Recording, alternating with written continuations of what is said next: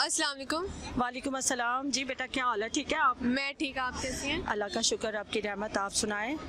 اچھا، میں آپ سے بات کرنا چاہتی ہوں، یہ جو مریم نواز ارشد شریف کے بارے میں کہہ رہی تھی کہ دیکھو اس کا کیسے جنازہ آ رہا ہے، اس کتے کی بچی کو حرام زادی، اس کے بندہ کپڑے اتار کے نا یہ لبرٹی کے چوک پہ ٹانگے نا، تو یہ گندے خاندان کی گندی اولاد بغیرت پاکستان کو لوٹ کے کھا گیا اور کرمنل لوگ ہیں، ان کو پکڑ کے ادھر سے لائے۔ عمران خان بہت اچھا انسان ہے، ہمارا اچھا اور سچا لیڈر ہے، اور اس کتے کی بچی کو شرم نہیں آئی ہمارے اتنے اچھے میڈیا کے انسان کو، جو ایماندار اور اچھا بہترین انسان، اس کے بارے میں یہ گندے غلیظ الفاظ بول رہی ہے۔ اس کے یہ اپنی پلاسٹک سرجری کروانے کے لیے ادھر گئی ہے، بزرگ عورت، اس کو شرم آنی۔ انشاءاللہ تعالی جوتوں کے لائق لوگ ہیں یہ، بغیرت کمینے گھٹیا لوگ ہیں یہ، میں آپ کو بات بتاؤں، ان کا تو کوئی دنیا کا ہے ہی نہیں۔ ان کی تو انہوں نے ادھر ارشد شریف نے ان کے لیے ویڈیو بنائی ہے، مووی بنائی ہے، انہوں نے جا کے اس کا ادھر مرڈر کروایا۔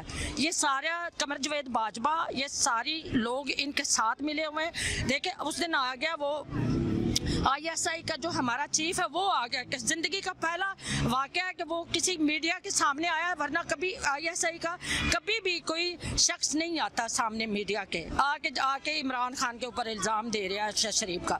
ان کے لیے جوتے لائق ہے اور کچھ بھی نہیں۔ یہ آئے نا عوام کے سامنے، کٹ کے ان کو گھروں سے نکالیں گے، ان کو جوتیاں ماریں گے اور اپنے گھر سے ان کو باہر نکالیں گے۔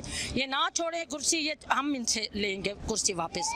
پاکستان کے یہ غلاظت بھرے لوگ پیچھے پڑے ہوئے ہیں، کرمنل لوگ ہیں، ان کو تو چھوڑنا ہی نہیں ہے، ان کا تو بنتا ہی نہیں ان کو چھوڑنا۔ یہ اتنے بغیرت لوگ ہیں، ٹھیک ہے نا میری بہن، پتہ کیا بات ہے، یہ کتے لوگ ہیں، بغیرت لوگ ہیں، ان کو تو جوتے پڑنے چاہیے۔ دنیا جہان کے پاکستان میں ان کو رہنا نہیں چاہیے۔ دیکھنا عمران خان ان کا برا حال کیسے کرتا ہے، ان کو کپڑے اتارے گا عمران خان۔ Thank you. چلیں ٹھیک ہے، مہربانی، اللہ